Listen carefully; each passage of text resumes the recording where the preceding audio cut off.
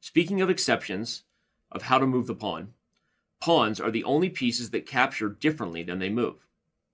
Here we have two pawns directly opposing each other along the e-file. These two pawns are not able to capture each other should they reach a deadlock in the middle of the board. Pawns only capture diagonally, also only one square in front of them. A pawn cannot capture a pawn directly in front of it.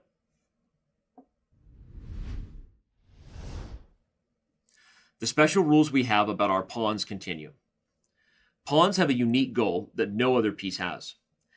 If it reaches the other side of the board, a pawn has the ability to promote itself to any of the other pieces besides a second king.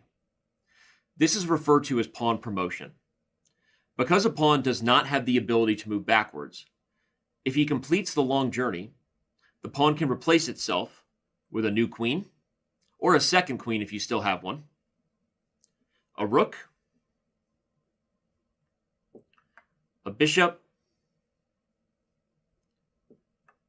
or a knight.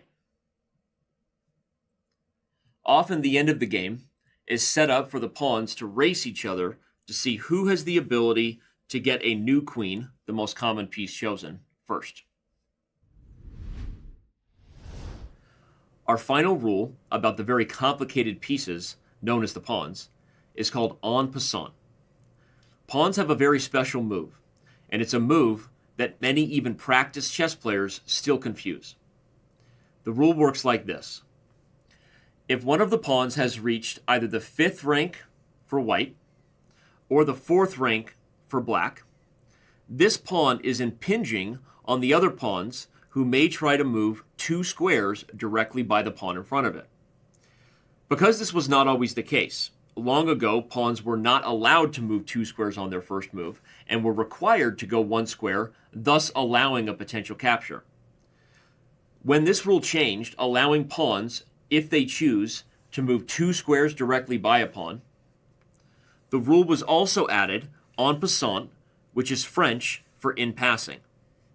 In this position, if white tried to go 2 squares with a pawn right beside this pawn on the 4th rank, black would have the option, not the obligation, to capture this pawn en passant.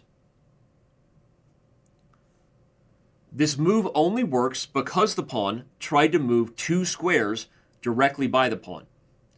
If this pawn had moved 1 square, and white chose another random move that turn, we'll make one for an example, and only then moved to this square, you would no longer have the ability to capture en passant.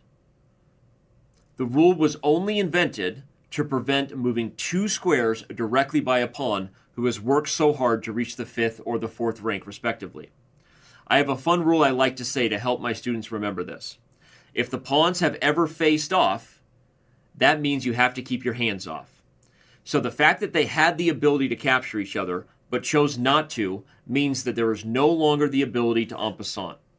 Again, it only works if a pawn tries to move 2 squares by a pawn that has been patiently waiting on the 5th or 4th rank.